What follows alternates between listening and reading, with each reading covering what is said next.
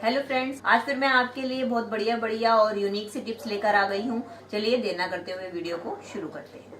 दोस्तों, कोई भी फंक्शन हो, पार्टी हो या फेस्टिवल हो, हमारे घर में मिठाई के डब्बे आते हैं। तो हम क्या करते हैं, यूज करने के बाद इनको उठाकर अक्सर कबाड़ में फेंक देते हैं। तो नेक्स्ट टाइम आप इनको बिल्कुल भी कबाड़ में ना फेंके। इसका बहुत ही बढ़िया यूज मैं आपके लिए लेकर आई हूँ। तो आप क्या कर सकते हैं दोस्तों, जब भी हम मार्केट से मिर्ची, धनिया, अदरक वगैरह लेकर आते हैं तो उसको स्टोर करने के लिए हमें अलग से कंटेनर यूज करना पड़ता है। तो आप उस कंटेनर को यूज ना करके इसके अंदर आप अपनी धनिया, मिर्ची को स्टोर करके रख सकते हैं। ऐसा करने से क्या होगा कि आपकी सब्जियां जो है काफी लंबे टाइम तक फ्रेश बनी रहेंगी और बिल्कुल भी खराब नहीं होंगी, और अलग से भी आपको कोई कंटेनर का यूज नहीं करना पड़ेगा। चलिए फ्रेंड, बढ़ते हैं अगली टिप की तरफ। मेरी अगली टिप होने वाली है दोस्तों स्वेटर को लेके। जैसे जैसे सर्दियां बढ़ रही हैं, हमने धीरे धीरे स्वेटर पहनना शुरू कर दिया है। दोस्तों, कई स्वेटर्स के अंदर तो पॉकेट्स होती हैं, लेकिन कुछ स्वेटर ऐसे होते हैं जिनके अंदर पॉकेट नहीं होती है। तो हमें कई बार अपना कुछ जरूरी सामान ले जाना होता है, जिसके कारण हमें काफी दिक्कत आती है। तो उसका बहुत ही बढ़िया जुगाड़ लेकर आई हूँ कि आपने क्या करना है। आपने लेना है इस तरीके से ज्वेलरी पाउच, जो कि अक्सर हमारे घर पे पड़े होते हैं।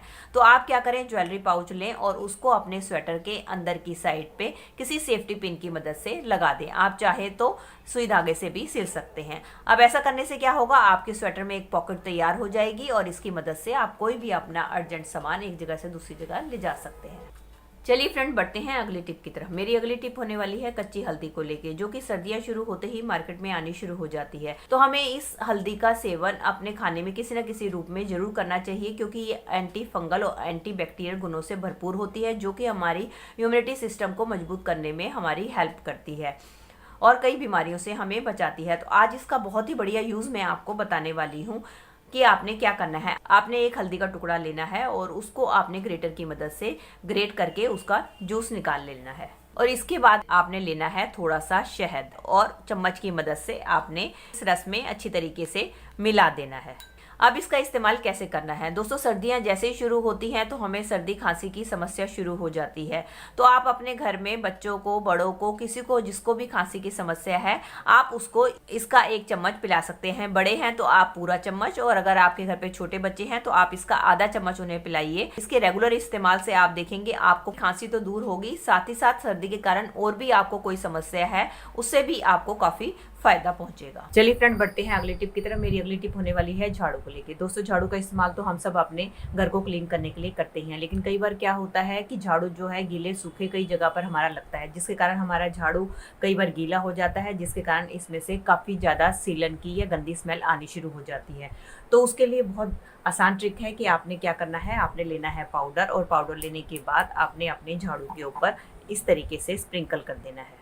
ऐसा करने से क्या होगा, जो आपके झाड़ू की जो बैड स्मेल है वो पाउडर के कारण दूर हो जाएगी। चलिए फ्रेंड, मेरी अगली टिप होने वाली है नींबू के छिलकों को लेके, जो कि हम अक्सर इस्तेमाल करने के बाद फेंक देते हैं। तो आपने क्या करना है, आपने इस नींबू के छिलकों को बिल्कुल भी फेंकना नहीं है। उसके लिए आप क्या करें, आप ले एक पैन और उसके अंदर इन नींबू के छिलकों को आप डाल दें, और इसके बाद आपने डाल देना है पानी।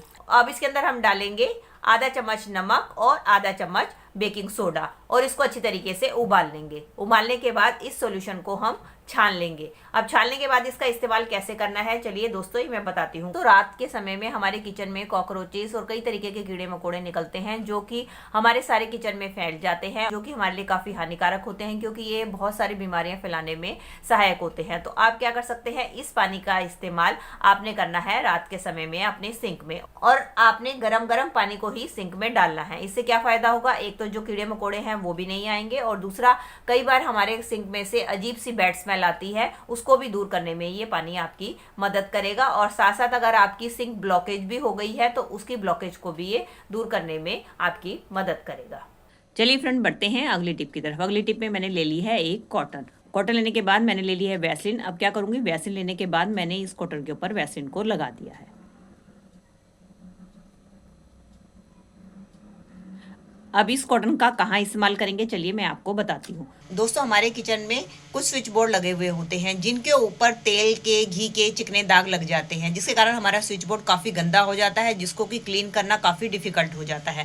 तो इसको क्लीन करने का एक बहुत ही आसान तरीका है कि आपने क्या करना है, ये जो मैंने कॉटन के ऊपर वैसलीन लगाई है, इसका हम इस्तेमाल करेंगे इसको क्लीन करने में।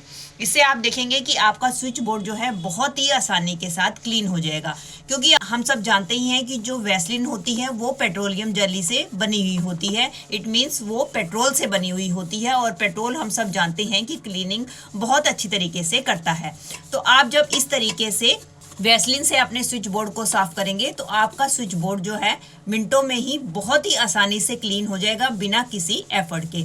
अब आप देख ही रहे हैं कि मैं आपको दिखा रही हूँ कि किस तरीके से मेरा स्विच बोर्ड साफ हो रहा है। अगर आपको लगता है कि थोड़ी सी आपकी वैसलीन कम हो रही है तो आप फिर से कॉटन के ऊपर थोड़ी सी वैसलीन और लगा ले और उससे अपने स्विच बोर्ड को साफ करें।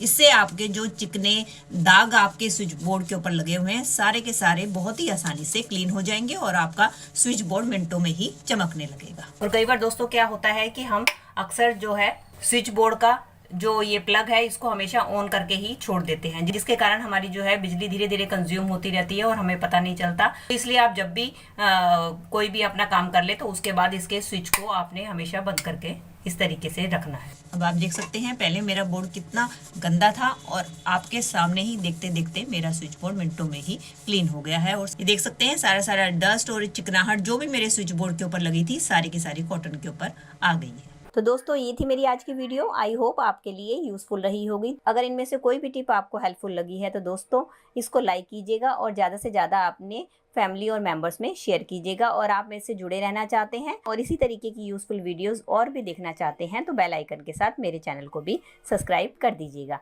चलिए दोस्तों मिलती हूँ नेक्स्ट वीडियो में, तब तक के लिए bye bye. Thanks for watching.